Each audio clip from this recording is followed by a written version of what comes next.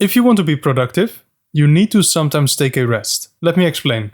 Modern hustle culture would have you believe that you need to grind 24/7. We have to lock in, work hard, and skip sleep. Resting is shameful. And this type of thinking is actually quite tempting, because at a first glance, it seems to make sense.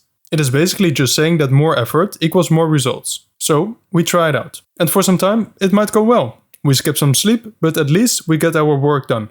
Although then fairly quickly, the sleep deprivation and exhaustion start to set in.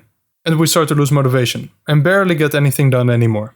In other words, we burn out. So why does this happen? It's because the formula of more effort equaling more results is an oversimplification. It completely ignores the fact that we have limited energy and that the amount of energy that we have is directly tied to our productivity. And we can define productivity as something like the amount of work output per unit of time and energy that we put in. Or in English, the amount of stuff that we get done per, let's say, hour of work. Let's look at some graphs. So modern hustle culture would have you believe that the productivity graph looks something like this. Work output on the vertical axis and effort and time on the horizontal axis. Put in more effort and time, get more stuff done.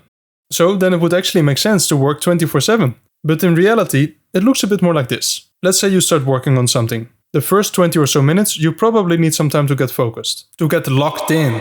But then usually your productivity will quickly reach a high level. This is that point where you get those good sets at the gym, you tear through the pages of a book, or editing a video just flows. Then after a little while, your energy and output go down. Your muscles get tired in the gym. Or you need to read the same sentence 3 times before you even realize what language it was written in. Now, shortly after this point, it is probably wise to stop, because you will quickly run into counterproductive effort. In the gym you start risking injuries, and on your academic paper you just start writing nonsense.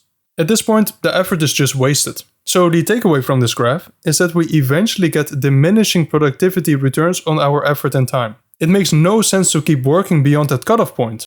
I have a little challenge for you here, my viewer. Please go to the comment section below and tell me about one time where you pushed through exhaustion and reach that point of diminishing returns. Even if we grant the hustlers the idea that we always have to be productive, rest is still an essential tool in our arsenal. Because the optimal productivity strategy would be something like this. Work until we reach a point of diminishing returns, rest, and then work again. In that way, resting is just like recharging your energy bar so you can optimize your productivity. And so you can avoid burnout. So even if you agree with the productivity addicts, you still need to rest.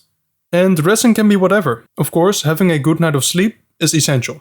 Non-negotiable. But spending a Saturday with your family, playing a few matches of Call of Duty, going for a walk, listening to some music, going on a meditative retreat, whatever you need to recharge both your physical and mental energy. There's nothing shameful or lazy about that. So, the cheat code for this video: want to optimize your productivity?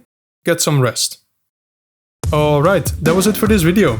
Thanks a lot for watching, I really appreciate it. Join the Max Out Discord server to connect, like for the algorithm, and subscribe for more. Hope to see you in the next one. Goodbye.